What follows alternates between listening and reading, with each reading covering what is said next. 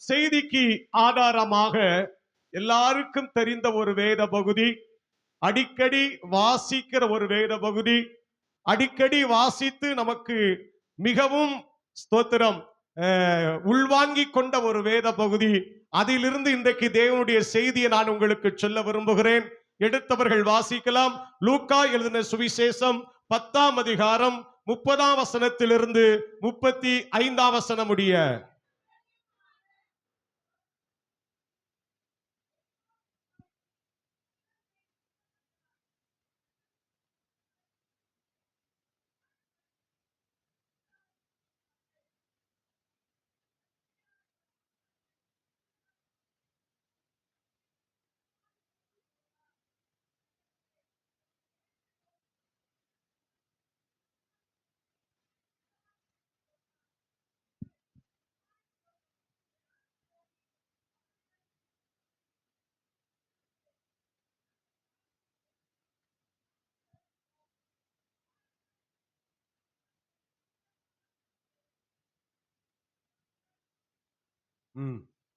மறுநாளிலே தான் புறப்படும் போது 2 பணத்தை எடுத்து சத்திரத்தான் கையில் கொடுத்து, நீ இவனை விசாரித்துக் கொள், அதிகமாய் ஏதாயிலும் இவனுக்காக செலவழித்தால் நான் திரும்பி வரும்போது அதை உனக்கு தருவேன் என்றான். ஸ்தோத்திரம். எல்லாருக்கும் தெரிந்த ஒரு வேத பகுதி. இதை ஆண்டவர் ஒரு உவமையாக சொன்னார். ஸ்தோத்திரம். ஒவ்வொரு வார்த்தைகளும் தேவன் பேசுவதற்கு ஒரு பொருள் இருக்கிறது. ஆண்டவர் எதற்காக இப்படி ஒரு காரியத்தை சொன்னார் என்று சொன்னால், ஒருவன் ஆண்டவரிடத்திலே வந்து தன்னை நீதிமான் என்று காண்பிக்க மனதாய் இயேசுவை பார்த்து கேட்கிறான், எனக்கு பிறன் யார் என்று கேட்டான். அந்த மனிதனுக்கு ஆண்டவர் சொல்லத்தக்கதான வார்த்தைகளை சொல்ல வேண்டும் என்று சொல்லி அவன் புரிந்து கொள்ளும்படியாக ஒரு ஓமையை சொல்லி ஆண்டவர் இதை விளக்குகிறார். இதுதான் அதனுடைய உண்மையான வேத வார்த்தையினுடைய சாராம்சம். கர்த்தருக்கு மகிமை உண்டாகட்டும். இந்த வசனத்தை மையமாக வைத்து இன்றைக்கு நம்முடைய வாழ்க்கையை இந்த வேத வசனத்துக்கு நேராக ஒப்பிட்டு சில வார்த்தைகளை நான் உங்களுக்கு சொல்ல விரும்புகிறேன். கவனிங்கள். இன்றைக்கு நான் பிரசங்கிக்கிற பிரசங்கத்துடைய தலைப்பு என்னவென்று சொன்னால், 3 வித கரங்கள் அப்படிங்கிற தலைப்பிலே இந்த வேத பகுதியிலிருந்து ஆண்டுடைய வார்த்தைகளை நான் உங்களுக்கு சொல்ல போகிறேன். ஸ்தோத்திரம்.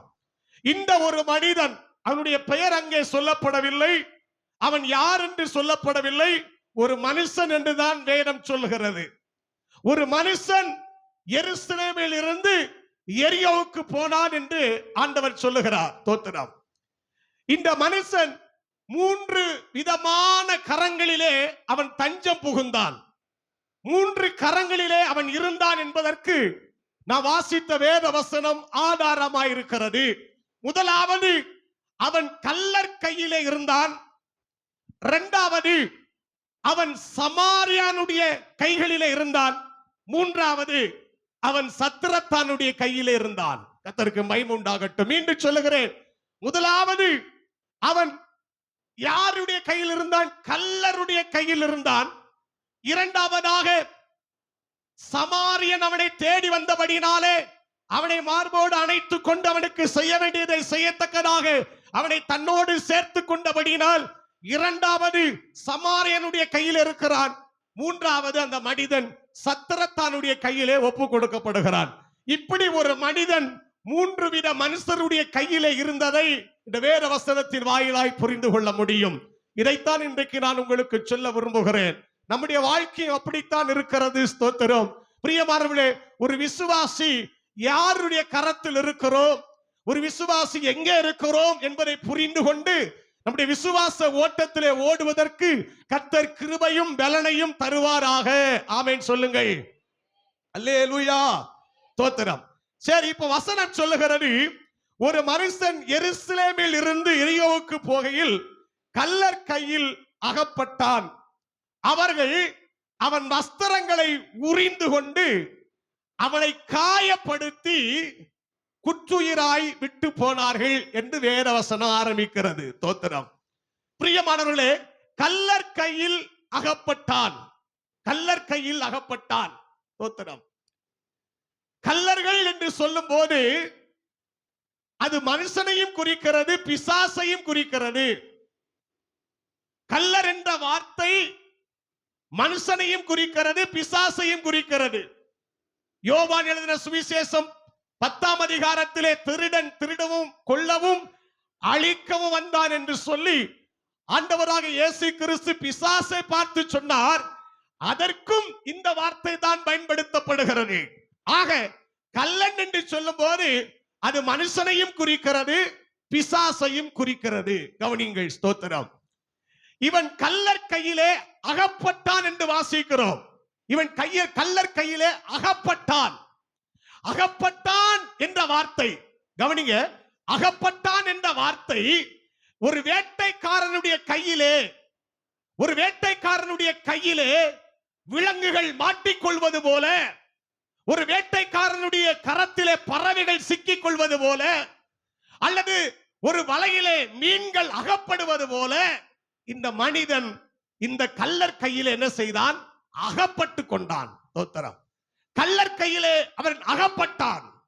அருமையானவர்களே, அகப்பட்டபடியினாலே அந்த கள்ளர்கள் இவன் வஸ்திரங்களை உரிந்து கொண்டு இவனை காயப்படுத்தி இவனை குற்றுயிராய் விட்டு போனார்கள் என்று வேத வசனம் சொல்லுகிறது. கர்த்தருக்கு மகிமை உண்டாகட்டும். அப்போ ஒரு மனிதனுடைய வாழ்க்கை, ஒரு மனிதனை குறித்து ஆண்டவர் சொல்லுகிறார். ஒரு மனிதனுடைய வாழ்க்கையை பற்றி கர்த்தர் சொல்லுகிறார். அவன் பிரயாணத்திலே கள்ளர் கையிலே சிக்கிக் கொண்டான், அகப்பட்டு கொண்டான். எப்படியோ அகப்பட்டுட்டான், எப்படியோ மாட்டிக்கிட்டான். கர்த்தருக்கு மகிமை உண்டாகட்டும். கள்ளர் கையிலே மாட்டிக்கொண்டால் சும்மா விடுவார்களா? பிரியமானவர்களே, அவனுக்கு இருக்கிறது எல்லாம் அவர்கள் உரிந்து கொண்டார்கள். அவனுக்கு இருப்பதெல்லாம் அவர்கள் அபகரித்தார்கள். ஸ்தோத்திரம். இருப்பதையெல்லாம் அபகரித்தார்கள். கள்ளர் கையிலே சிக்கி விட்டவனை சும்மா விடாதபடி பிசாசின் கையிலே சிக்குகிறவனை சத்துரு ஒருபோதும் சும்மா விடுகிறது இல்லை. அது மனுஷனா இருக்கட்டும், அது பிசாசா இருக்கட்டும். எனக்கு அருமையான தேவ பிள்ளை, அது மனுஷ சத்துருக்களாக இருக்கட்டும், அது பிசாசாக இருக்கட்டும், ஒரு மனிதனுடைய ஒரு சத்துருடைய ஒரு கள்ளனுடைய கையிலே அகப்படும் போது வேதத்தை நீங்க வாசித்து பாருங்க. நியாயாதிபதிகளின் புஸ்தகத்துல சிம்சோன் ஒரு நாள் பெலிஸ்தீனுடைய கையிலே அவன் அகப்பட்டு கொண்டான்.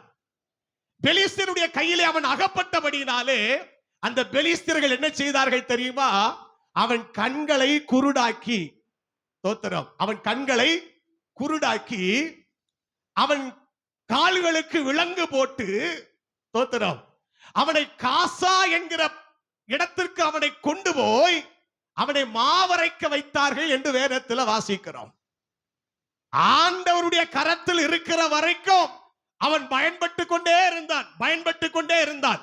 ஒரு நாள் சத்துருவின் கைக்கு உள்ளே அவன் அகப்பட்டான். அவர்கள் அவனை படாத பாடுபடுத்தி, ஸ்தோத்திரம், இருக்கிறது எல்லாம் பிடுங்கி ஒன்றுக்கும் உதவாத பொருளாய் அவனை மாற்றி விட்டார்கள். பிரியமானவர்களே, அப்ப சத்துருக்களுடைய கையிலே ஒரு மனிதன் அகப்பட்டா அவன் நிலைமை என்னவா இருக்கும் யோசித்து பாருங்கள். ஒரு சத்துருடைய கையிலே பிடிப்பட்டால், ஒரு சத்துருவின் கரத்திலே மாட்டிக்கொண்டால் நிலை என்னவாக இருக்கும்? இன்னைக்கு எத்தனை பேர் இன்னைக்கு பிசாசு கையில இருக்கிறாங்க? சமாதானமா வாழ விடுகிறது இல்ல, சந்தோஷமா வாழ விடுகிறது இல்ல. ஸ்தோத்திரம். உழைக்கிற வருமானத்தை வைத்து சாப்பிட முடியல, உழைக்கிற வருமானத்தை வைத்து வாழ முடியல. எல்லாம் இருக்கு, ஆனா வாழ முடியல. ஏன்னா இருக்கிற இடம் சரியில்லை. அநேகர் இன்றைக்கு பிசாசின் கையில இருக்கிறார்கள், சத்துருவின் கையில இருக்கிறார்கள். சரீரத்தை கெடுக்கிறான், மனதை கெடுக்கிறான், சிந்தைகளை கெடுக்கிறான், சரீரத்தை கெடுக்கிறான். ஸ்தோத்திரம். பலவித வியாதிகள், பலவித போராட்டங்கள், பலவித பிரச்சனைகள், பலவித காரியங்கள். கடந்து வர முடியல, மீண்டு வர முடியல, ஜெயிக்க முடியல. ஜெயிச்சிடலான்னு மனுஷன் பிரயாசப்படுகிறான். பல கோவில்களுக்கு போகிறான், புண்ணிய ஸ்தலங்களுக்கு போகிறான், யாத்திரை செய்து பார்க்கிறான். அதை செய்து இதை செய்து எப்படியாகிலும் சுகமாய் வாழலாமா என்று சொல்லி பல காரியத்தை எத்தனித்து பார்க்கிறான். மனுஷனுடைய வாழ்க்கையில ஒரு சுகம், ஒரு சௌக்கியம், ஒரு ஆரோக்கியம் இல்ல, ஒரு சமாதானம் இல்லை. பிசாசின் கையிலே மனிதன் சிக்கி இருக்கிறான். பிசாசின் பிடியிலே அகப்பட்ட யாவரையும் குணமாக்கும்படி, சொஸ்தமாக்கும்படி தான் இயேசு இந்த பூமிக்கு வந்தார். கரங்களை தட்டி ஆண்டவரை மகிமைப்படுத்தலாமா? இந்த மனுக்குலமே பிசாசுடைய கையிலே தான் இருந்தது. இந்த மனுக்குலம் அனைத்து பிசாசுடைய கரத்தில் இருந்தது. பிசாசின் கரத்தில் அகப்பட்ட யாவரையும் விடுதலையாக்கும்படி இயேசு இந்த பூமிக்கு வந்தார். அப்படி பிசாசுடைய கரத்தில் இருந்து விடுதலையாக்கப்பட்ட கூட்டம் தான் நீங்களும் நானும் என்பதை நாம் மறக்கவே முடியாது. ஒரு ஆமென் சொல்லுங்க. ஸ்தோத்திரம். எவ்வளவா பிசாசுடைய கையில சிக்கி இருந்தோம், எவ்வளவா பிசாசுடைய கையில அகப்பட்டு கொண்டிருந்தோம். தாறுமாறா நாய் கையில தேங்காய் கிடைச்சது போல எவ்வளவா உருட்டி அங்க இங்க நம்ம சின்ன பின்னமாக்கி சமாதானத்துக்கு எடுத்து சித்திரவேதை செய்து சும்மா விடுவானா? ஸ்தோத்திரம். ஆண்டவர் ஒரு நாள் யோபுவை பிசாசின் கரத்தில் ஒப்பு கொடுத்தார் என்று வேதம் சொல்லுகிறது. பிசாசுடைய கரத்தில் ஒப்பு கொடுத்து ஒரு வார்த்தை சொல்றாரு. யோபுவின் புஸ்தகம் 2ஆம் அதிகாரம் 6ஆம் வசனம் 7ஆம் வசனத்தை வாசியுங்கள். சாத்தானை நோக்கி, இதோ அவன் உன் கையில் இருக்கிறான், ஆகிலும் அவன் பிராணனை மாத்திரம் தப்பவிடு என்றார். அப்பொழுது சாத்தான் புறப்பட்டு உள்ளங்கால் தொடங்கி உச்சந்தலை மட்டும் கொடிய பற்களால் அவனை வாதித்தான். ஒரு ஓட்டை எடுத்து சுரண்டி கொண்டு, ஹலோ கவனிங்க, பிசாசு கையிலே யோபு கர்த்தர் ஒப்பு கொடுக்கிறார். கர்த்தரே ஒப்பு கொடுக்கிறார். யோபுவை பிசாசுடைய கையிலே ஒப்பு கொடுக்கிறார். கொடுத்துட்டு சொல்றாரு, எப்பா பிசாசே, ஜீவனை மாத்திரம் என்ன செஞ்சிரு, பிராணனை மாத்திரம் தப்ப விட்டுரு அப்படின்னாரு. தோத்திரம். அப்போ உடனே இவன் புறப்பட்டு போய் தான் வேலை எப்படி செய்யறான் பாருங்க. உடனே இவன் புறப்பட்டு போய் கர்த்தருடைய சந்நிதியிலிருந்து புறப்பட்டு போய் அவனுடைய உள்ளங்கால் தொடங்கி அவன் உச்சந்தலை மட்டும் கொடிய பற்களால் அவன் என்ன செய்கிறான், வாதிக்கிறான். என்ன செய்ய முடியுமோ, இந்த சரீரத்தை எப்படி கெடுக்க முடியுமோ, இந்த சரீரத்தை எப்படி பாழாக்க முடியுமோ, இந்த சரீரத்தை எப்படி சீரழிக்க முடியுமோ, அப்படியெல்லாம் இந்த சரீரத்தை கெடுத்தான் சத்துரு. ஓட்டை எடுத்து சுரண்டி கொண்டு சாம்பலில் உட்கார்ந்தான் என்று பைபிள் சொல்லுகிறது பாருங்க. அப்படியானால் அவருடைய சரீரத்தையே ரணகளமும் ஆகிட்டான். கர்த்தருக்கு மகிமை உண்டாகட்டும். பிசாசு சும்மா விடுவானா? ஒரு சரீரம் கிடைத்தால் சும்மா விடுவானா? ஸ்தோத்திரம். இன்னைக்கு பாருங்களேன், உலகத்துல சில பிசாசு பிடித்தவர்கள் இன்னைக்கு எத்தனையோ பேர் இந்த ஆலயத்துல வந்து பிசாசு பிடித்த எத்தனையோ பேர் விடுதலை பெற்று இருக்கிறார்கள். அதற்காக நான் கர்த்தரை ஸ்தோத்திரிக்கிறேன். அல்லேலூயா. எத்தனையோ பிசாசு பிடியில அகப்பட்டவர்கள், சத்துருவினால் அகப்பட்டவர்கள் எத்தனையோ பேர் விடுதலையாகி இருக்கிறார்கள். அன்பானவர்களே, ஸ்தோத்திரம். இந்த சரீரத்தை போட்டு அவன் அலக்கழித்து அதை படாத பாடு படித்து கர்த்தருக்கு மகிமை உண்டாகட்டும். அங்க இங்க முட்டை வச்சு மோத வச்சு சரீரத்தை அப்படியே ரத்தம் வருகிற வரைக்கும் அந்த சத்துரு விடவே இல்லை. போராடி எவ்வளவா வேலை செய்யறான் பாருங்க. அவன் கையிலே ஒரு சரீரம் கொடுக்கப்பட்டால், அவன் கையிலே ஒரு சரீரம் அகப்பட்டால் அந்த சரீரத்தை அப்படியே வேதனைப்படுத்துறான். அவன் கல்ல, அவன் காயப்படுத்துகிறவன், அவன் வேதனைப்படுத்துகிறவன். கர்த்தருக்கு மகிமை உண்டாகட்டும். அப்படியே சரீரத்தை போட்டு வேதனைப்படுத்துகிறது பிசாசுடைய வேலை. பிரியமானவர்களே, இப்படித்தான் நாம் ஒரு காலத்துல நம்ம பிசாசுக்குள்ள இருந்தோம். ஆண்டவரை அறியாதபடி சத்துருவுக்குள்ள இருளின் அதிகாரத்துக்குள்ள சிக்கி இருந்தோம். ஸ்தோத்திரம். பிரியமானவர்களே, தேவனுடைய பிள்ளைகள் என்று பெயர் எடுத்தும் சிலர் ஆண்டவரை அறியாதபடி இருளுக்குள்ளே தள்ளப்பட்டு பிசாசினால் அகப்பட்டு கொண்டிருந்தார்கள். அவன் எப்படியெல்லாம் காயப்படுத்தினான் தெரியுமா? கல்லுகளினாலே காயப்படுத்துகிறவன். ஸ்தோத்திரம். வார்த்தைகளினாலே காயப்படுத்துகிறவன், வில்லுகளினாலே வில் அம்புகளினாலே காயப்படுத்துகிறவன். ஸ்தோத்திரம். வேசியினாலே காயப்படுத்துகிறவன். பலவித விதங்களிலே காயப்படுத்தி உற்றுயிரா விட்டுட்டு போட்டு போயிடுவாங்க. கர்த்தருக்கு மகிமை உண்டாகட்டும். வஸ்திரத்தை எல்லாம் உரிந்து கொண்டு, பிரியமானவர்களே, பிசாசு கையில அன்றைக்கு அந்த மனிதன் சிக்கி இருந்தது போலதான் நம்ம எல்லாம் ஒரு காலத்துல சிக்கி இருந்தோம். அவனுடைய கையில் இருந்தோம். இப்ப இயேசு கிறிஸ்துவின் நாமத்தினால நீங்களும் நானும் விடுதலை ஆக்கப்பட்டோம். ஒரு ஆமென் சொல்லுங்க. அல்லேலூயா. அந்த பிசாசுனுடைய கொடிய கரத்திலிருந்து கர்த்தர் என்ன செஞ்சிட்டாரு? தூக்கி எடுத்துட்டாரு, விடுவிச்சிட்டாரு. ஸ்தோத்திரம். அந்த கொடிய பிசாசுடைய கரத்திலிருந்து நம்மை கர்த்தர் விடுவித்ததற்காக மீண்டும் ஒரு விசை நல்ல கரங்களை தட்டி ஆண்டவரை மகிமைப்படுத்தலாமா? ஹalleluya, ஹalleluya, ஹalleluya, ஹalleluya. எனக்கு அருமையானவர்களே, அவன் வஸ்திரங்களை உரிந்து கொண்டு, பைபிள் சொல்லுகிறது வஸ்திரங்களை உரிந்து கொண்டு. வஸ்திரங்கள் ஒருவனுக்கு அடையாளமாய் கொடுக்கப்படுகிறது. வஸ்திரம் ஒரு மனிதனுக்கு அடையாளமாய் கொடுக்கப்படுகிறது. ஸ்தோத்திரம். நீங்க வேதத்தை வாசித்து பாத்தீங்கன்னா, சவுலும் அவனுடைய குமாரனும் மரித்து போன போது முதலாவது சத்துருக்கள் என்ன நினைக்கிறார்கள் தெரியுமா? எப்படியாகிலும் வந்து சவுலுடைய வஸ்திரத்தை என்ன செஞ்சிடணும்? உரிந்து கொள்ள வேண்டும். சவுலுடைய வஸ்திரத்தை உரிந்து கொள்ள வேண்டும் என்று சொல்லி முதலாவது பிசாசு அல்லது சத்துருக்கள் செய்த வேலை தெரியுமா? வஸ்திரத்தை உரிந்து கொண்டார்களாம். ஏனால் சவுல் உடுத்திருப்பது என்ன வஸ்திரம்? ராஜ வஸ்திரம். அப்ப வஸ்திரத்தை உரிந்து கொள்ளுகிறது பிசாசுடைய வேலை, வஸ்திரத்தை உரிகிற வேலை. கர்த்தருக்கு மகிமை உண்டாகட்டும். நான் ஏற்கனவே சொல்லி இருக்கிறேன், நம்முடைய ஆண்டவர் உடுத்துவிக்கிறவர், பிசாசு உரிந்து போடுகிறவன். கர்த்தர் உடுத்துவிக்கிறவர். ஸ்தோத்திரம். நமக்கு நிறைய வஸ்திரத்தினால கர்த்தர் உடுத்து வச்சிருக்கிறாரு. ரட்சிப்பின் வஸ்திரத்தை கர்த்தர் நமக்கு தந்திருக்கிறார். அல்லேலூயா. மெல்லிய வஸ்திரத்தை கர்த்தர் நமக்கு தந்திருக்கிறார். ஸ்தோத்திரம். அலங்கார வஸ்திரங்களை கர்த்தர் நமக்கு தந்திருக்கிறார். தேவன் நமக்கு தந்த நல்ல வஸ்திரங்களுக்காய் எல்லாரும் கரங்களை தட்டி ஆண்டவரை மகிமைப்படுத்துவோம். Praise the Lord. Hallelujah, hallelujah, hallelujah. அப்ப பிசாசுடைய வேலை என்னன்னா, வஸ்திரத்தை உரிகிற வேலை தான் பிசாசுடைய வேலை. ஸ்தோத்திரம். நீங்க அதை வேதத்துல வாசிக்க முடியும். 1 நாளாகமத்தின் புஸ்தகம் 10ஆம் அதிகாரம் 8-9 வசனத்தை வாசியுங்கள். 1 நாளாகமம் 10:8-9. நல்ல சத்தமா.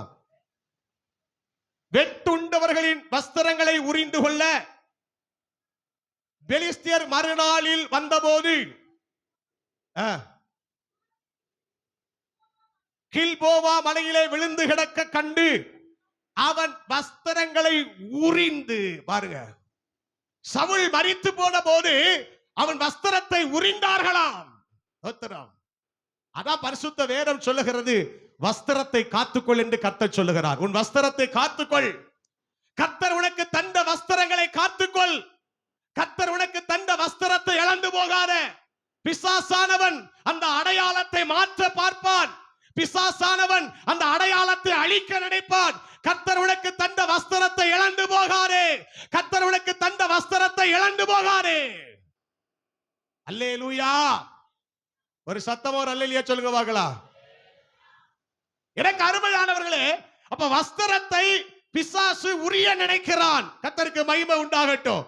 அப்போஸ்தலர் நடபடிகள் 19ஆம் அதிகாரம் 16ஆம் வசனத்தில் வாசிக்கிறோம். அப்போஸ்தலர் 19:16.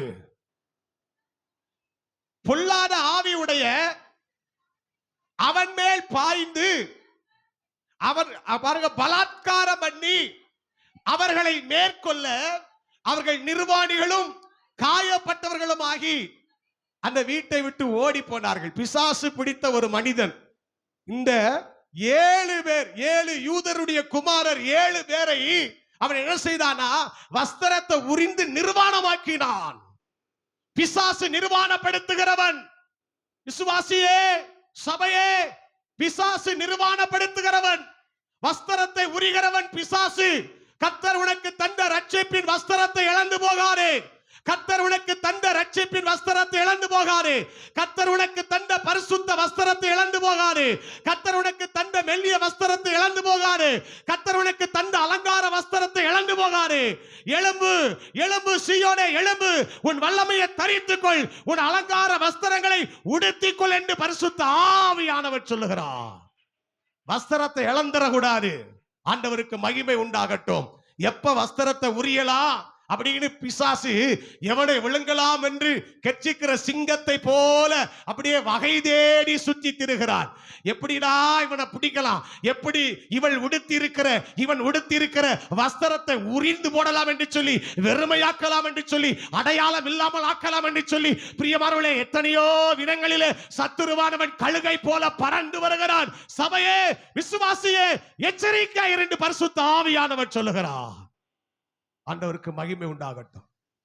நம்முடைய வஸ்திரத்தை இழந்து போகவே கூடாது. நம்முடைய வஸ்திரத்தை ஒரு நாள் இழந்து போகக்கூடாது. லேகியோன் பிசாசு பிடித்தவன் வஸ்திரம் இல்லாமல் இருக்கிறான். லேகியோன் பிசாசு பிடித்தவன் வஸ்திரம் இல்லாம இருக்கிறான். இயேசு அந்த பிசாசை துரத்தின போது அவன் வஸ்திரம் தரித்தான். ஒரு அல்லேலூயா சொல்லாமா? அப்ப கள்ளனுடைய வேலை என்ன அப்படின்னா, வஸ்திரத்தை ரட்சிப்ப நீ இழந்து போகும்படி செய்கிறது பிசாசுடைய வேலை. ஒரு ரட்சிப்பை நீ இழந்துராத, ஒரு ரட்சிப்பை இழந்துராத. தோத்திரம்.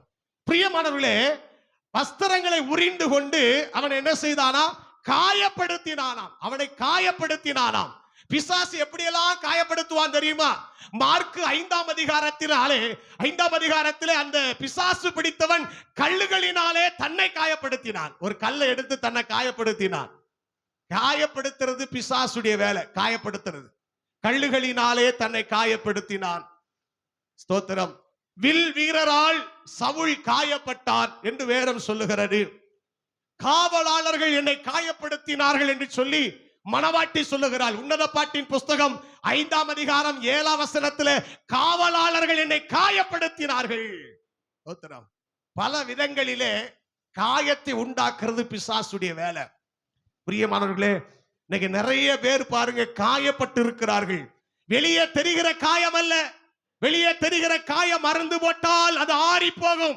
ஆனால் உள்ளான இருதயத்தில் நீங்க எத்தனையோ பேர் காயப்பட்டு இருக்கிறார்கள். மனுஷ வார்த்தைகளினாலே காயப்பட்டு, ஸ்தோத்திரம், குடும்பத்தால் காயப்பட்டு, உறவுகளால் காயப்பட்டு, சொந்த ஜனங்களால் காயப்படுத்தப்பட்டு, எத்தனையோ இருதயங்கள் இன்றைக்கு காயப்பட்ட நிலைமையிலே குற்றுயிராய் இருக்கிறது. பாருங்க, சில நேரங்கள் சில மனுஷனுடைய வார்த்தைகள் நம்ம அப்படியே காயப்படுத்திறோம். அது பயங்கரமான காயத்தை ஏற்படுத்திடும். சில நேரம் அந்த மனுஷனுடைய வார்த்தைகள் காயப்படுத்தும். சத்துருவானவன் காயப்படுத்துகிறவன். அருமையான தேவ பிள்ளையே, பிசாசு சும்மா விடல, கள்ளர்கள் சும்மா விடல. வஸ்திரத்தை உரிந்து கொண்டு அவனை காயப்படுத்தி குற்றுயிராய் விட்டு போனார்கள். ஆங்கிலத்துல பாதி உயிர் என்று போடப்பட்டிருக்கிறது. ஸ்தோத்திரம். பாதி உயிர், அரை உயிர் எடுத்துட்டு போயிட்டான். இப்ப இருக்கிறது பாதி உயிர் தான் இருக்கு. ஹல்லேலூயா. இவ யார் கையில் இருந்தான்? கள்ளர் கையில் இருந்தான். ஸ்தோத்திரம். நம்முடைய வாழ்க்கையை திருப்பி பாருங்கள். அப்படியே கடந்து வந்த பாதைகளை பாருங்கள். ஸ்தோத்திரம். எந்த நிலைமையிலிருந்து ரட்சிக்கப்பட்டோம், எந்த நிலைமையிலிருந்து ஆண்டவரை ஏற்றுக்கொண்டோம், எப்படியெல்லாம் வாழ்க்கையில எத்தனை போராட்டத்தை பார்த்தோம், எத்தனை துன்பங்களை பார்த்தோம், எத்தனை காரியங்களை சகித்தோம் என்பதை யோசித்து பாருங்கள். ஒரு நாள் இதே போல நீங்களும் நானும் பிசாசுடைய கரத்தில் இருந்தோம். நம்முடைய குடும்பங்கள் பிசாசுடைய கரத்தில் இருந்து ஆளுகை செய்யப்பட்டது. கர்த்தருக்கு மகிமை உண்டாகட்டும். குற்றுயிரா விட்டுட்டு போயிட்டான். ஸ்தோத்திரம். பாதி உயிரா விட்டுட்டு போயிட்டான். எவ்வளவு காயப்படுத்தணுமோ அவ்வளவு காயப்படுத்தினா, எவ்வளவாய் நம்ம கெடுக்க முடியுமோ அவ்வளவா நம்ம கெடுத்தான். நமக்குள் இருக்கிற அலங்காரத்தையே எடுத்துக்கொண்டான். நம்மை அலங்கோலமாக்கினான், ஒன்றும் இல்லாமல் ஆக்கினான், வெறுமையாக்கினான். ஸ்தோத்திரம். வழி பாதையிலே கேட்பாரற்றி கிடக்கிற பாத்திரமாய் நம்மை கீழே தள்ளினான். ஸ்தோத்திரம். ரோட்டு ஓரமா, வழி ஓரமா வருகிறவன் போகிறவன் பார்க்கும்படி நம்முடைய வாழ்க்கை அப்படி சீரழித்து போட்டான். பிசாசுடைய கரத்தில் இருக்கும் பொழுது கர்த்தருக்கு மகிமை உண்டாகட்டும். அவருடைய கைகளில் அகப்பட்ட போது வந்ததெல்லாம் தன் பார்வைக்கு எதெல்லாம் சரி கண்டதோ அப்படியெல்லாம் நம்ம வேதனைப்படுத்தி, காயப்படுத்தி, நிர்வாணப்படுத்தி, அசிங்கப்படுத்தி, அருவருப்புக்குள்ளாக்கி நம்மை கெடுத்து போட்டான். பிசாசுடைய கரத்தில் இருக்கும் பொழுது இந்த மனிதனுடைய வாழ்க்கையை பாருங்கள். இவன் இப்படிப்பட்ட ஒரு சூழ்நிலையில எழும்ப முடியாதபடி பாதி உயிர் அவனுக்குள் இருக்கிறது. என்ன செய்வேன் என்று தெரியாதபடி அப்படியே அந்த வீதியில கடக்கிறான். கர்த்தருக்கு மகிமை உண்டாகட்டும். அதே வழியில ஒரு ஆசாரியனும் வருகிறான், ஒரு லேவியனும் வருகிறான். அவனை கண்டு அந்த பக்கமாய் விலகி போனான். அவனுக்கு உதவி செய்ய முடியல, அவனை தூக்கி விட முடியல. அசிங்கமா கிடக்கிற அவனுக்கு ஆடைகளை உடுத்துவிக்க முடியல, அவனை ஸ்தோத்திர ஆறுதல் சொல்ல முடியல. ரெண்டு பேரும், ஆசாரியனும் லேவியனும், அவனை கண்டு அந்த பக்கமாய் விலகி போனான். ஆனால் சமாரியனை குறித்து வேதம் சொல்லுகிறது. அந்த வேத பகுதியை வாசிக்கலாம். பிரயாணமாய் வருகையில் அவனை கண்டு மனதுருகி கிட்ட வந்து அவன் காயங்களில் எண்ணெயும் திராட்சரசத்தையும் வார்த்து காயங்களை கட்டி அவனை தன் சுய வாகனத்தின் மேல் ஏற்றி சத்திரத்துக்கு கொண்டு போய் அவனை பராமரித்தான். அந்த மனுஷனுக்கு கிடைத்த நல்ல ஒரு வாய்ப்புக்காக கரங்களை தட்டி ஆண்டவரை மகிமைப்படுத்தலாமா? பிரைஸ் தி லார்ட், ஹalleluya. அருமையானவர்களே, குற்றுயிராய் கிடக்கிறான். ஸ்தோத்திரம். கேட்பாரற்று வஸ்திரம் இல்லாமல் கிடக்கிறான், அசிங்கப்பட்டு கிடக்கிறான். அவனுக்கு இருந்தது எல்லாம் இழந்து போய் நிற்கிறான். எல்லாவற்றையும் பறிகொடுத்து விட்டான், எல்லாவற்றையும் இழந்து விட்டான். அப்படிப்பட்ட சூழ்நிலையில அவனை தூக்கிவிட ஒருவரும் இல்லை, அவனுக்கு உதவி செய்ய ஒருவரும் இல்லை, கரம் நீட்ட ஒருவரும் இல்லை, ஆறுதல் சொல்ல ஒருவரும் இல்லை. சிலர் பக்கமாய் விலகி போனார்கள். ஆனால் வேதம் சொல்லுகிறது, ஒரு சமாரியன் பிரயாணமாய் வருகிறான். கர்த்தருக்கு மகிமை உண்டாகட்டும். ஒரு சமாரியன் பிரயாணமாய் வந்து, ஸ்தோத்திரம். பிரியமானவர்களே, அவன் பேச முடியாம இருக்கிறான், அவன் நடக்க முடியாம இருக்கிறான். எனக்கு உதவி செய்யுங்கன்னு சொல்லி அவனால சத்தம் கூட போட முடியாத அளவுக்கு அவன், ஸ்தோத்திரம், வேதனைப்பட்டு கிடக்கிறான். ஆனால் இந்த சமாரியனோ அவனை கண்டு அவனை மனதுருகி தன் கையில அப்படியே அவனை தூக்கி எடுக்கிறார். ஒரு ஆமென் சொல்லுங்க பார்க்கலாம். அல்லேலூயா. பிசாசின் கரத்தில், கள்ளர் கரத்தில் முதலாவது அகப்பட்டான். இரண்டாவது, அகப்பட்ட ஒரு மனிதனை, ஸ்தோத்திரம், கேட்பாரற்று கிடந்த ஒரு மனிதன் இப்பொழுது சமாரியன் என்கிற ஒரு மனிதனுடைய கண்களிலே அவன் பட்டபோது, அவன் எனக்கு உதவி செய்யுங்கள், என்னை தூக்கி விடுங்கள் என்று சொல்லக்கூட இயலாத அளவுக்கு கிடந்த அவனை தேடி இந்த சமாரியன் போகிறார். அதைத்தான் வேதம் சொல்லுகிறது, நீங்கள் என்னை தெரிந்து கொள்ளவில்லை, நான் உங்களை தெரிந்து கொண்டேன் என்று கர்த்தர் சொல்லுகிறார். நான் உங்களை தெரிந்து கொண்டேன். உன்னால் பேச முடியவில்லை, உன்னால் செயல்பட முடியவில்லை, உன்னால் கிரியை செய்ய முடியவில்லை, உதவி செய்யுங்கள் என்று சொல்லக்கூட உனக்கு பலன் இல்லை. அப்படிப்பட்ட நிலைமையிலே கடந்த உன்னை நான் தேடி வந்தேன், உன்னை நான் தூக்கி எடுத்தேன், உன்னை நான் கவர்ந்து கொண்டேன், உன்னை நான் மார்போடு கட்டி அணைத்தேன் என்று கர்த்தர் சொல்லுகிறார். அல்லேலூயா. ஸ்தோத்திரம். பெதஸ்தா குளத்தண்டையிலே 38 வருஷமா வியாதியஸ்தனாய் படுத்திருந்த அவனை இயேசு கண்டு அவனை தேடி போறாருங்க. ஸ்தோத்திரம். அவன் தேடி இயேசுவை தேடி வர முடியாது. காரணம், அவன், ஸ்தோத்திரம், நடக்க முடியாதவன், அவன் ஒன்றும் செய்ய இயலாதவன். ஸ்தோத்திரம். பக்கத்தில் இருக்கிற குளத்துல கூட அவன் விழ முடியாத அளவுக்கு அவன் தனித்து விடப்பட்ட ஒரு மனுஷனா இருக்கிறான். அந்த மனுஷனை தேடி இயேசு போனார். இயேசு போனார். இந்த உலகத்துல பிசாசின் கையிலே அகப்பட்டு எல்லாவற்றையும் இழந்து தரித்திரராக்கப்பட்ட நிலைமையில, உதவி செய்ய யாரும் இல்லாத நிலையில நம்மை தேடி இயேசு வந்தார். உங்களை தேடி, என்ன தேடி இயேசு வந்தார். ஆண்டவருக்கு மகிமை உண்டாகட்டும். உறவுகள் உதவி செய்யல, நம்பினவர்கள் உதவி செய்யல, உதவுவார்கள் என்று நம்பி இருந்தவர்கள் எல்லாம் உதறி தள்ளிவிட்டார்கள். ஆனால் ஓ ஸ்தோத்திரம், நம்ம ஆண்டவராக இயேசுவோ நம்மேல் வைத்த இரக்கத்தினாலே, நம்மேல் வைத்த இரக்கத்தினாலே, அன்றைக்கு அந்த லோத்துவின் மேல் வைத்த இரக்கத்தினாலே அவன் அழிந்து போக கூடாது என்பதற்காக தேவ தூதனை அனுப்பி அவருடைய கரத்தை நீட்டி பிடித்து வெளியே கொண்டு வந்த ஆண்டவர், நீ குற்றுயிராய் கிடக்கிற நீ செத்து போக கூடாது என்பதற்காக இரத்த வெள்ளத்தில் கடந்த உன்னை, இரத்தத்தில் கடந்த உன்னை அவர் பார்த்து சொல்லுகிறார், நீ பிழைத்திரு அப்படின்னு சொன்னாரா? நீ பிழைத்திருன்னு சொன்னாரா? வாசிக்கலாமா? எசேக்கியேல் தீர்க்கதரிசன புஸ்தகம் 16ஆம் அதிகாரம் 6ஆம் வசனத்தை வாசிங்கள். எசேக்கியேல் 16:6.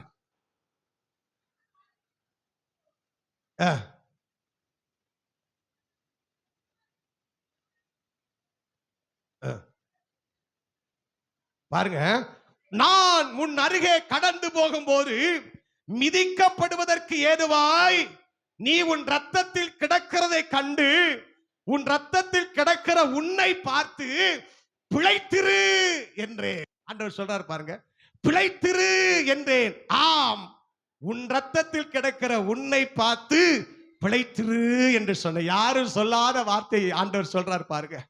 யாரும் சொல்லாத வார்த்தை. இவன் எப்போ சாவான்னு சொல்லி நிறைய பேர் எதிர்பார்த்திருக்கும் போது, இவன் எப்போது அழிந்து போவான், எப்பொழுது இவன் ஜீவன் போகும் என்று சொல்லி எத்தனையோ பேர் எதிர்பார்த்து கொண்டிருக்கும் போது, நாம் அறியாத நேரத்தில் ஒரு குரல் நம்மை பார்த்து ஒலிக்கிறது. என்ன குரல்? நீ பிழைத்திரு, நீ பிழைத்திரு. Praise the Lord. அல்லேலூயா. எவ்வளவு நல்ல ஆண்டவர் பாருங்க. ஸ்தோத்திரம். எல்லாருடைய கரங்களும் நமக்கு நேராக வரவே இல்லை. ஆனா கர்த்தருடைய வார்த்தை வருகிறது, நம்ம தேடி வந்து நம்மளை பார்த்து சொல்றாரு, இரத்தத்துல கள்ளர்களால் அகப்பட்டு காயப்பட்டு குற்றுயிராய் கிடந்த நம்ம பார்த்து கர்த்தர் சொன்னார், என் மகளே என் மகனே நீ பிழைத்திரு. அந்த ஒரு வார்த்தை போதுங்க, நம்மளை தூக்கி விடுவதற்கு ஒரு வார்த்தை போதும், நம்ம ஆசீர்வதிக்க ஒரு வார்த்தை போதும், நம்ம மேன்மைப்படுத்த ஒரு வார்த்தை போதும், சகலத்தை நமக்காய் செய்து முடிக்க ஒரு வார்த்தை போதும். அப்படிப்பட்ட வார்த்தைகளை சொல்லி இதுவரைக்கு கர்த்தர் நம்மை தூக்கி விட்டார், இனிமேலும் கர்த்தர் நம்மை தூக்கி விடுவார். ஒருபோது நம்மை ஆண்டவர் கீழே தள்ளுகிற தேவன் அல்ல, நம்மை தூக்கி விடுகிற ஆண்டவர், தூக்கி விடுகிற ஆண்டவர். அல்லேலூயா. அன்பானவர்களே, பிழைத்திரு அப்படின்னு சொன்னாராம், தேடி வந்தாராம். ஸ்தோத்திரம். அங்கே அகப்பட்டான், இங்கே ஒருவர் தேடி வருகிறார், தேடி வருகிறார். யோசித்து பாருங்கள், நினைத்து பாருங்கள், என்னையும் தேடி வந்தீரே ஆண்டவரே, என்னையும் ஒரு பொருட்டாக எண்ணி, என்னையும் ஒரு மனிதனாக மனுஷியாக எண்ணி என்னையும் தேடி வந்தீர் ஆண்டவரே. நீர் மாத்திரம் வரலனா, நீர் மாத்திரம் என்ன சந்திக்கலனா, நீர் மாத்திரம் என்ன தொடலனா, நீர் மாத்திரம் என்னோடு பேசலனா, என்னைக்கு நான் சத்து போயிருப்பேன் ஆண்டவரே. என்னை தேடி வந்த என் இயேசு, எனக்கு ஆறுதலான வார்த்தைகளை சொல்லுகிற என் இயேசு ஆண்டவரே, இருதயம் நொறுங்கி இருக்கும் பொழுது, பலமாய் பல தரப்பட்ட மனுஷர்களால் நான் சக்கையாய் பிழியப்படும் பொழுது என்னை பார்த்து பிழைத்திரு என்று சொன்ன ஒரு ஆண்டவராக இயேசு கிறிஸ்து இன்றைக்கு நம்மோடு கூடவே இருக்கிறார். ஹல்லேலூயா, ஹல்லேலூயா. ஆண்டவருக்கு மகிமை உண்டாகட்டும். பிசாசின் கையில் இருந்தவன், கள்ளன் கையில் இருந்தவன் இப்பொழுது சமாரியனுடைய கைக்குள்ள வந்திருக்கிறான். சமாரியனுடைய கைக்குள் வந்ததுனால ஸ்தோத்திரம், அவர் பார்க்கிறாரு, காயப்பட்டு இருக்கிறான், உடம்பெல்லாம் காயம், உள்ளமெல்லாம் காயம், காயப்பட்ட நிலையில் இருக்கிற அவனுக்கு அவர் எப்படியாக இந்த காயத்தை ஆற்ற வேண்டும் என்று சொல்லி எண்ணெயும் திராட்சை ரசத்தையும் அவன் காயங்களிலே வார்த்து அவன் காயத்தை எல்லாம் கட்டி, கர்த்தருக்கு மகிமை உண்டாகட்டும். யார் யார் உன்னை காயப்படுத்தினார்களோ, யார் யார் உன்னை வேதனைப்படுத்தினார்களோ, எந்த மனிதன் தன்னுடைய வார்த்தைகளினால் உன்னை காயப்படுத்தினாரோ, எந்த மனுஷர்கள் தன்னுடைய வார்த்தையினால் உன்னை காயப்படுத்தினார்களோ, அத்தனை காயத்தையும் ஆண்டவர் கட்டி, ஸ்தோத்திரம், அந்த காயத்தெல்லாம் மாற்றி, எரேமியாவிலே புஸ்தகத்திலே கர்த்தர் சொல்லுகிறார், நான் உன் காயங்களை ஆற்றுவேன் என்று அவர் வாக்கு கொடுத்தார். ஸ்தோத்திரம். நம்முடைய காயம் ஆறக்கூடாத பெரிய சமுத்திரத்தை போல் இருந்தது, ஆனால் கிறிஸ்துவின் ரத்தம் நம்முடைய காயங்களை எல்லாம் மாற்றி இருக்கிறது. வருட கணக்காய் ஸ்தோத்திரம், மனுஷனால் மாற்ற முடியாத, சுகமாக்க முடியாத எத்தனையோ காயங்களை அருளாதர் இயேசு சுகப்படுத்தி இருக்கிறார். என் காயங்களை அவர் கட்டி இருக்கிறார். என் காயத்தை ஆற்றுவதற்கு அவர் மருந்தாக இருந்தார், அவர் மாத்திரையாக இருந்தார், எல்லாவற்றுக்கும் எல்லாமானவராய் இருந்தார். என் இருதயத்தின் காயத்தை எல்லாம் அவர் ஆற்றி இருக்கிறார். ஒரு அல்லேலூயா சொல்லுங்க பார்க்கலாம். அல்லேலூயா. காயங்கள் எல்லாம் ஆற்றி, ஸ்தோத்திரம், தன்னுடைய சுய வாகனத்தின் மேல் அவனை ஏற்றி அவனை கொண்டு போய் சத்திரத்துல கொண்டு போய் பராமரித்தான் என்று வேதம் சொல்லுகிறது. பிரியமானவர்களே, எத்தனையோ பேர் உங்களை காயப்படுத்தி இருக்கலாம், ஆனா ஆண்டவர் உங்கள் காயங்கள் எல்லாம் கட்டுகிற கர்த்தர். விசுவாசிக்கிறீங்களா? ஒரு ஆமேன் சொல்லுங்க. அல்லேலூயா, அல்லேலூயா. நான் சொல்ல சொல்ல இப்போதே சில காயங்கள் உங்கள் இருதயத்துக்குள் ஆறாமல் இருக்குமானால், இந்த ஆராதனை வேளையில இந்த வசனத்தை சொல்லும் போதே அந்த ஆண்டவரின் கரம் உங்கள் மேல் இறங்கி ஆறாத சில காயங்களை கர்த்தருடைய கரம் ஆற்ற விரும்புகிறது. அப்படியே கரங்களை தட்டி அந்நிய பாஷைகளை பேசி ஆண்டவருடைய நாமத்தை மகிமைப்படுத்துங்க பார்க்கலாம். பிரைஸ் தி லார்ட், ஹல்லேலூயா. இந்த வார்த்தை இந்த நேரத்தில் இந்த மனிதன் சொன்ன வார்த்தை எனக்கு ஆறாத ஒரு காயத்தை போல் இருக்கிறதுன்னு சொல்லி எந்த வார்த்தையை குறித்து நீங்கள் கலங்கினீர்களோ, அப்படிப்பட்ட அந்த காயத்தை ஆண்டவரே இறங்கி வந்து அந்த காயங்களை கர்த்தர் மாற்றுகிறார். கள்ளர்களால் ஏற்பட்ட காயத்தை மாற்ற இயேசுவால் மாத்திர முடியும். ஒரு மனுஷன் உங்க காயத்துக்கு மருந்து போட முடியாது. ஒரு மனுஷன் உங்க காயத்துக்கு மருந்து போட முடியாது. உங்கள் காயத்துக்கு இயேசு மருந்தாய் வருகிறார். உள்ளத்துக்குள்ள வருகிறார், இருதயத்துக்குள்ள வருகிறார். ஓ சகோதரியே, சகோதரனே, சில காயங்கள் இன்னும் ஆறாமல் இருக்கிறது. சில சந்தர்ப்பங்கள், சில சூழ்நிலைகளிலே நீ காயப்பட்டு அந்த காயம் மாறாதபடி இன்றைக்கும் இருக்கிறது. இப்பொழுது பரிசுத்த ஆவியானவருடைய கரம் உன் மேல் வந்து இறங்குகிறது. உன் காயத்தை கர்த்தர் இப்பொழுதே மாற்றுகிறார். எண்ணெய் உண்டு, திராட்சரசம் உண்டு, இயேசுவின் ரத்தம் உண்டு. அது காயங்கள் அற அவனுடைய காயங்களை ஸ்தோத்திரம் இப்பொழுதே மாற்றுகிறது. உன் காயங்கள் கட்டப்படுகிறது. காயப்பட்ட நிலையில நீ யுத்தத்துக்கு போக முடியாது. காயப்பட்ட ஒரு மனுஷன் போர்க்களத்துல நின்று போர் புரிய முடியாது. ஆனா தான் சில நேரம் உனக்குள்ளே காயத்தை ஏற்படுத்தி போர்க்களத்துக்கு போகாமல் உன்னை தந்திரமா பிசாசு உன்னை பிடிக்க பார்க்கிறான். நீங்களும் நானும் போர்க்களத்தில் நின்று போர் புரிகிறவர்கள். போர்க்களத்திலே போராடுகிறவனுக்கு காயங்கள் இருக்கக்கூடாது. ஆண்டவராக இயேசு கிறிஸ்துவின் நாமத்தினாலே ஆறக்கூடாத காயங்கள் இயேசுவின் நாமத்தில் ஆறுவதாக. Thank you Jesus. அன்பானவர்களே, அவனை தன் சுய வாகனத்தின் மேல் ஏற்றி அவனை சத்திரத்தில் கொண்டு போய் பராமரித்தார். இப்ப பாருங்க, முதலாவது கள்ளர் கையில் இருந்தான், இரண்டாவது சமாரியனுடைய கையிலே வந்தான், மூன்றாவது இப்ப யார் கையில ஒப்பு கொடுக்கப்படுகிறான்? சத்திரத்தானுடைய கையிலே ஒப்பு கொடுக்கப்படுகிறான். தோத்திரம். அவர் போகும்போது சொல்லிட்டு போனாரு. அவர் போகும்போது இந்த வசனத்தை வாசிக்கலாம். மறுநாளிலே தான் புறப்படும் போது 2 பணத்தை எடுத்து சத்திரத்தான் கையில் கொடுத்து, நீ இவனை விசாரித்துக் கொள், அதிகமாய் ஏதாயிலும் இவனுக்காக செலவழித்தால் நான் திரும்பி வரும்போது அதை உனக்கு தருவேன் என்றான். தோத்திரம்.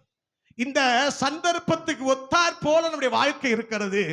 முதலாவது கள்ளருடைய கையில் இருந்தோம், பிசாசின் கையில் இருந்தோம், எல்லாவற்றையும் இழந்தோம்.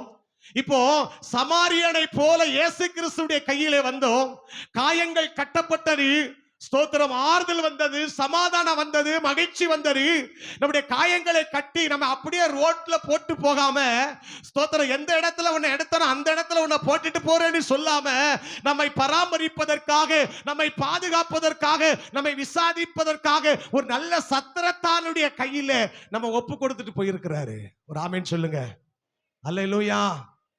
ஒரு சத்திரத்தான் கையிலே, ஒரு ஊழியக்காரனுடைய கையிலே கர்த்தர் உங்களை ஒப்பு கொடுத்துட்டு போயிருக்கிறாரு. எத்தனை பேருக்கு ஆமென் சொல்வீங்க? அல்லேலூயா. இப்போ ஒப்பு கொடுத்துட்டு சொல்றாரு, இவனை நீ என்ன செய்ய வேண்டும்? விசாரிக்க வேண்டும். இவனை நீ விசாரிக்க வேண்டும். இவனை நீ விசாரித்துக்கொள், அதிகமாய் ஏதாயிலும் இவனுக்காக நீ செலவு செய்தால் திரும்பி வரும்போது நான் அதை உனக்கு தருவேன் அப்படின்னு சொன்னார். தோத்திரம். பிரியமானவர்களே, இப்போ விசுவாசிகள் எல்லாரும் தேவனுடைய சித்தத்தின்படி, தேவனுடைய தீர்மானத்தின்படி ஒரு சத்திரத்தானுடைய கையிலே ஒப்பு கொடுக்கப்பட்டிருக்கிறோம். ஆமேனா? உண்மைதானா? தோத்திரம். இப்போ இந்த சத்திரத்தானுடைய வேலை என்ன அப்படின்னா, விசாரிக்கிற வேலை. நீ இவனை விசாரித்துக்கொள் அப்படின்னு சொல்லிட்டு, இவனுக்காக ஏதாகிலும் நீ செலவு செய்தால், தோத்திரம், பிரியமானவர்களே, இவனுக்காக ஏதாக நீ செலவு செய்தால் நான் திரும்பி வரும்போது உனக்கு தருவேன்னு சொல்லி கையில ஒப்பு கொடுத்து போயிருக்கிறார். இப்போ இந்த மனுஷன் கள்ளர் கையில் இருந்து சமாரியனுடைய கைக்கு வந்து, சமாரியன் என்கிற ஒரு மனிதனாலே சத்திரத்தானுடைய கையிலே ஒப்பு கொடுக்கப்பட்டுட்டு இப்ப அவர் போயிட்டார். இப்போ இந்த மனுஷன் சத்திரத்தானுடைய கையில் இருக்கிறான். இவன் இந்த சத்திரத்தானுடைய கையில் இருக்கணும். அதான் தேவ சித்தம். எலிசாவுடைய கைக்கு தண்ணீர் வார்த்த கேயாசி, எலியாவுடைய கைக்கு எலிசா தண்ணீர் வார்த்தான். எலிசாவுக்கு ஒரு வேலைக்காரன், அவன் கேயாசி. அப்ப எலிசாவின் கைக்குள் இருக்க வேண்டிய கேயாசி சற்று இடம் மாறி நாகமானுக்கு பின்னால போனதுனால என்ன வந்தது? குஷ்டரோகம் வந்துச்சு. ஸ்தோத்திரம். சாராளின் கீழ் அடங்கியிருக்க வேண்டிய ஆகார், பிரியமானவர்களே, சாராளின் கையில் கீழ் அடங்கி இருக்க வேண்டிய ஆகார் அடங்கி இருக்காமல் வனாந்தரத்துக்கு போனதுனால, ஸ்தோத்திரம், அவள் அலைந்து திரிந்தாள் என்று வேதம் சொல்லுகிறது. அப்ப சிலருடைய வாழ்க்கைய சின்ன பின்னமாகிறது அப்படின்னா இருக்க வேண்டிய இடத்துல இருக்கணும். ஒரு ஆமென் சொல்லுங்க. நல்ல சத்தமா சொல்லுங்க. சத்திரத்தானுடைய கையில இருக்கணும். ஒரு சபையில இருக்கணும். ஒரு சபையில கர்த்தர் நம்மை வச்சிருக்கிறாரு. ஒரு சத்திரத்தானுடைய கையில கர்த்தர் வச்சிருக்கிறாரு. நீ சத்திரத்தானுடைய கையில இருக்கணும். அவன் உன்னை விசாரிக்கிறவன், உனக்காய் ஜெபிக்கிறவன், உனக்காய் வேண்டுதல் செய்கிறவன், உனக்காய் செலவு செய்கிறவன், நேரத்தை செலவு செய்கிறவன், பணத்தை செலவு செய்கிறவன், தேவன் தந்த கிருபைகளை உனக்காய் செலவு செய்கிறவன், பகலென்று பாராதபடி இரவென்று பாராதபடி நீ கூப்பிட்ட நேரமெல்லாம் உனக்காய் தன்னுடைய சரீர பலனை கிரயமாய் கொடுக்கிறவன், உனக்காய் செலவு செய்கிறவன் தான் சத்திரத்தான். அந்த சத்திரத்தானுடைய கையில உன்னை ஒப்பு கொடுத்துட்டு போயிருக்கிறாரு. இன்னைக்கு என்னத்தை செலவு செய்கிறோம் அப்படின்னா, கர்த்தர் தந்த பணத்தை செலவு செய்கிறோம். ஒரு ஒரு விசேஷித்த கூட்டமா பணம் செலவு செய்யப்படுகிறது. தோத்திரம், பணம் செலவு செய்யப்படுகிறது. சிலர் பல இயேசு கிறிஸ்துடைய கால சீசர்களை போல கேட்பார்கள், இந்த வீண் செலவு என்னத்திற்குன்னு கேட்பாங்க. இயேசுநாதருக்கு தெரியும், தோத்திரம், இது வீண் செலவு இல்லப்பா, தோத்திரம், இது எனக்காக அவள் செலவு பண்ணி இருக்கிறாள், இது வீண் செலவு அல்லன்னு இயேசுவுக்கு தெரியும். ஆனா சில கூட்டம் சொல்லும், ஏன் இந்த வீண் செலவு, ஏன் இந்த சாப்பாடு செலவு, ஏன் இந்த கூட்டம், ஏன் இந்த செலவுன்னு உலகம் சொல்லும். ஆனால் கர்த்தர் சொல்லுகிறார், உன்னை விசாரிக்கும்படி, உன்னை பாதுகாக்கும்படி ஒரு சத்திரத்தானுடைய கையில கர்த்தரோடு ஒப்பு கொடுத்துட்டு போயிருக்கிறாரு. தோத்திரம், தோத்திரம், தோத்திரம், தோத்திரம். 1000மோ 2000மோ லட்சமோ செலவு செய்ய வேண்டும் என்றுதான் வேதம் சொல்லுகிறது. பவுல் அப்போஸ்தலன் சொல்லுகிறார், உங்களுக்காக நான் செலவு செய்யவும் செலவு பண்ணப்பட விரும்புகிறேன் என்று சொல்லுகிறார். அல்லேலூயா. அப்ப ஒரு சபைன்னு சொன்னா அதை நம்ம செலவு பண்ணுகிறோம். நீங்க சத்திரத்தானுடைய கையில் இருக்கிற வரைக்கும் தான் உங்களுக்கு ஆசீர்வாதம். கையை விட்டு மாறி போயிடக்கூடாது. தோத்திரம், கர்த்தர் உங்களுக்கு தந்த இடத்திற்காக நீங்க கர்த்தரை ஸ்தோத்திரம் பண்ணணும். கர்த்தர் உங்களுக்கு கொடுத்த பலிபீடத்துக்காக கர்த்தர் உங்களை ஸ்தோத்திரம் பண்ணணும். கர்த்தர் உங்களுக்கு தந்த பலிபீடத்துக்காக நீங்கள் செலுத்தும்படி கர்த்தர் உங்களுக்கு கொடுத்த பலிபீடத்துக்காக கர்த்தருக்கு ஸ்தோத்திரம் செலுத்தணும். கண்ட பலிபீடத்துல உன் பலிகளை செலுத்தாத என்று வேதம் சொல்லுகிறது. கரங்களை தட்டி ஆண்டவரை மகிமைப்படுத்துங்கள். ஹல்லேலூயா. ஒரு சத்திரத்தானுடைய கையில கர்த்தரை ஒப்பு கொடுத்து விட்டு போயிருக்கிறாரு. பிரியமானவர்களே, இப்போ இவனுக்காக ஏதாயிலும் ஒன்றை செலவழித்தால், ஒரு ஆத்துமாவுக்காக நம்ம நேரத்தை செலவழிக்கிறோம், ஒரு ஆத்துமாவுக்காக நம்முடைய பலனை செலவழிக்கிறோம், நம்முடைய சரீரத்தை அப்படியே வழிபடத்தில் அப்படியே சுக்குநூறா ஒப்பு கொடுக்கிறோம். ஏன் தெரியுமா? ஒரு ஆத்துமா கெட்டு போயிடக்கூடாது. ஸ்தோத்திரம். இங்கே செலவு செய்தால் அவர் வாக்கு பண்ணிட்டு போயிருக்கிறாரு, ஒரு நாள் நான் திரும்ப வருவேன், ஒரு நாள் நான் திரும்ப வருவேன்.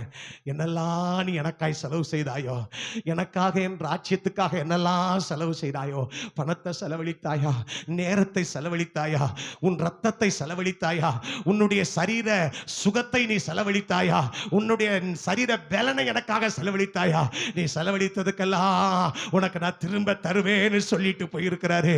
அதுதான் நல்ல போராட்டம் போராடினேன், ஓட்டத்தை முடித்தேன், விசுவாசத்தை காத்துக்கொண்டேன், இது முதல் எனக்காய் நீதியின் கிரீடம் வைக்கப்பட்டிருக்கிறது என்று பைபிள் சொல்லுகிறது. பிரியமானவர்களே, இந்த உலகத்துல வேணா பிரதிபலன் கிடைக்காம இருக்கலாம், இந்த உலகத்துல வேணா அதற்குரிய பலன் கிடைக்காம இருக்கலாம், ஆனால் ஒரு நாள் பரலோகத்திலிருந்து பலன் வரப்போகிறது. அவன் செய்த நன்மைக்காவது தீமைக்காவது தக்க பலனை பெற வேண்டும் என்று பரிசுத்த பைபிள் சொல்லுகிறது. ஒவ்வொரு மனிதனும் அவன் எப்படியாய் கிரியை செய்தானோ கிரியைகளுக்கு தக்க பலனை கொடுக்கும்படி என் ஆண்டவர் சீக்கிரமாய் வரப்போகிறார். அல்லேலூயா. அப்ப இந்த மனுஷன் முதல்ல கல்லர் கையில் இருந்தான், இரண்டாவது சமாரியனுடைய கைக்குள் வந்தான். ஸ்தோத்திரம். காயங்கள் கட்டப்பட்டது, சுகம் கிடைத்தது, ஆரோக்கியம் கிடைத்தது, பலன் கிடைத்தது. அவனை அப்படியே போட்டுட்டு போகாம அவனை ஒரு சத்திரத்தானுடைய கையிலே ஒப்பு கொடுத்து இவனை விசாரித்துக் கொள் என்று ஒப்பு கொடுத்துட்டு போயிருக்கிறாரு.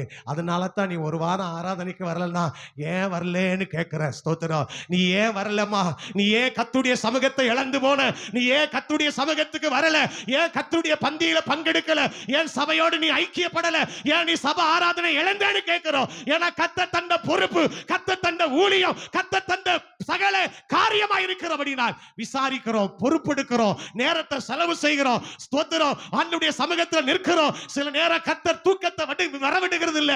இரவு ஸ்தோத்திரம் 12 மணி 1 மணி எல்லாம் தேவ பிள்ளைகளை நினைத்து ஜெபிக்கிற அந்த ஜெப ஆவியை கர்த்தர் வைத்திருக்கிறதுனால சில நேரம் தூக்கத்தை இழக்கிறோம், சுகத்தை இழக்கிறோம், ஆரோக்கியத்தை இழக்கிறோம். கர்த்தருக்கு மகிமை உண்டாகட்டும். கர்த்தர் தந்த பணத்தை கூட சில நேரம் செலவு செய்ய தயங்குகிறோம். கொடுக்கிறது இல்ல. ஏன் தெரியுமா? ஒரு ஆத்துமாவுடைய விலை விலையேறப்பட்டது என்பதனாலே இந்த ஆத்துமா ஒரு நாள் தேவ சமூகத்திலே போய் நிற்க வேண்டும் என்பதற்காக எல்லாவற்றையும் செலவு செய்கிறோம் அன்பானவர்களே. ஆனால் ஒரு நாள் உண்டு, கர்த்தர் திரும்ப வரப்போகிறார். ஆண்டவர் திரும்ப வருவார். உங்களுக்கு நான் சொல்லுகிறேன், சபையாருக்கு சொல்லுகிறேன், நீங்க என்ன கர்த்தருடைய ராஜ்யத்துக்காக நீங்கள் செலவு செய்தீர்களோ, என்னென்ன தேவ நாமத்தின் மகிமைக்காக நீங்கள் செலவு செய்தீர்களோ, அது எல்லாவற்றுக்கும் ஆண்டவர் உங்களுக்கு தக்க பலனை தருவார். ஒரு கலசம் தண்ணீர் கொடுத்தாலும் அதற்கேற்ற பலன் உண்டு என்று சொன்னாரு. ஒரு தண்ணீருக்கே ஒரு பிரதிபலனை வச்சிருப்பார்னு சொன்னா, நீ பரிசுத்தவான்களோடு கூட சேர்ந்து நீ முழங்கால் படியிட்டு கதறுகிற அந்த கண்ணீரின் ஜெபத்தை கர்த்தர் மறப்பாரோ? ஒரு விசுவாசி ரட்சிக்கப்படுவதற்கு நீ போராடுகிற அந்த போராட்டத்தை கர்த்தர் மறப்பாரோ? நீ கர்த்தருடைய ஊழியத்துக்காய் கொடுக்கிற காணிக்கைகளை கர்த்தர் மறப்பாரோ? நீ கர்த்தருடைய ஊழியத்துக்காய் செலவு செய்கிறதை கர்த்தர் மறப்பாரோ? கண்ணீர் வடிப்பதை கர்த்தர் மறப்பாரோ? நீ தேவனுக்காய் செய்கிற ஒரு காரியத்தையும் என் ஆண்டவர் மறந்து போகிற தேவன் அல்ல. அல்லேலூயா. ஸ்தோத்திரம். விதைச்சா ஒரு நாள் அறுவடை செய்வோம். அதனால இந்த வசனத்தை உணர்ந்தவர்கள், அறிந்தவர்கள் கர்த்தருக்கென்று விதைக்கு தங்களையே விதைக்கிறார்கள். தங்களுக்குரியதை விதைக்கிறார்கள், நேரத்தை விதைக்கிறார்கள், பலனை விதைக்கிறார்கள். சுகமா தூங்கலாம், சுகமா உறங்கலாம். ஆனாலும் தூக்கத்தை ஸ்தோத்திரம் மறந்து, தூக்கத்தை இழந்து தேவ சமூகத்திலே முட்டி மோத காரணம் என்ன? என் ஆண்டவருக்காக எதையாகிலும் ஒன்றை கொடுத்தால், என் ஆண்டவருக்காக எதை ஒன்று செலவழித்தால் அதற்குரிய பலனை அவர் திரும்ப தருவார் என்ற விசுவாசத்தினாலே தியாகம் பண்ணுகிறோம். இதனுடைய அருமை வெளியே தெரியாது. இதனுடைய அருமை சீசர்களுக்கு தெரியாது. அவர்களுக்கு வீண் செலவாத்தான் தெரியும். ஆனா கர்த்தருக்கு தெரியும், இயேசுவுக்கு தெரியும், நமக்கு தெரியும். நாம் பட்ட பாடுகளுக்கெல்லாம் ஒரு நாள் அவர் பிரதிபலனை கொண்டு வர போகிறார். அல்லேலூயா. ஸ்தோத்திரம். இப்போ நம்ம ஆண்டவர் நல்ல ஒரு இடத்துல வச்சிட்டு போயிருக்கிறாரு. அந்த இடத்துல உறுதியாக நிற்போம். பிசாசின் கரத்திலிருந்து விடுவிக்கப்பட்டு இயேசு கிறிஸ்துவின் கரத்துக்குள்ளான ஆசீர்வாதங்களை பெற்றுக்கொண்டு அவராலேயே அவருடைய திருச்சபையிலே நாம் அமர்த்தப்பட்டிருக்கிறோம். கர்த்தருக்காக ஓடுவோம், கர்த்தருக்காக நடப்போம், கர்த்தருக்காக வேலை செய்வோம். அவர் சீக்கிரமாய் வரப்போகிறார். எல்லாரும் அப்படி கண்களை மூடி ஜெபிக்கலாமா? ஹல்லேலூயா. நன்றி பிதாவே. எல்லாரும் அப்படி கண்களை